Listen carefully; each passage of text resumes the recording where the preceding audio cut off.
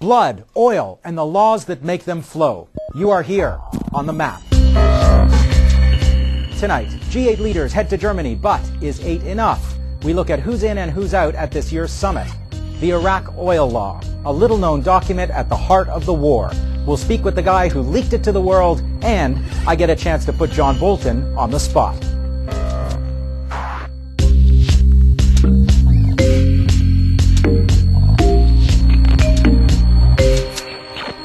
Hello, I'm Avi Lewis. Welcome to On the Map. For the next month, your daily half-hour dose of anything but sober opinion on the news of the world. Our beat, the entire planet. Our policy, question the official story and the officials who tell it. This is a point of view show where you'll be subjected to a full spectrum assault of perspectives, including mine. So to kick things off, we'd like to give you a quick state of the world that we see on the map, the one that we'll be covering on this show. Let's start with borders. Mr. Gorbachev, tear down this wall. Berlin, November 1989. Here's the official story. The wall between freedom and tyranny falls, setting off a chain reaction around the world. Millions will get a taste of freedom and immediately demand a side of democracy. 5, where's your vehicle? 20, pick them up. Here's the problem. 30 years later, what we're actually seeing is a whole lot of walls going up.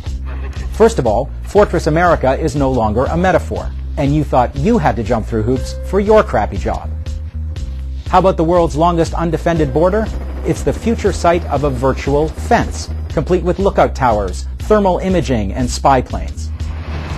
Helping the U.S. with all these toys is an Israeli company that made its name on this wall, the one that redraws one of the world's most contentious borders. And walls beget walls beget walls. That barrier inspired these 6-ton concrete slabs fencing in rebellious neighborhoods in Baghdad. We've come a long way since Berlin, baby. Walls are going up everywhere. So it's become a time of climbers and tunnelers.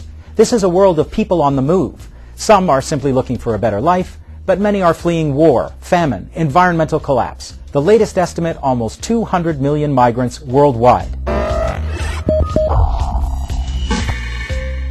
And by the year 2050, there could be a billion more. In many cases, the cause is not conflict or climate change, but massive development projects, the very ones that are supposed to be lifting people out of poverty. Gold mine in Africa, 20,000 people soon to be homeless there. A World Bank-sponsored roadway in Indonesia, 40 to 50,000. The Three Gorges Dam in China, more than 1 million people displaced. In fact, resources like water, gold, oil aren't just causing migration. They're at the heart of war. In the business news, you hear endlessly about the importance of a stable investment climate. On the ground, you see conflict and profits getting along just fine. Take Africa. 4 million people killed in the Democratic Republic of Congo, but oil, diamonds, and cocoa continue to be trucked away. In Darfur, genocide. But global condemnation hasn't touched the bottom line. Sudan has never stopped selling oil to the highest bidder.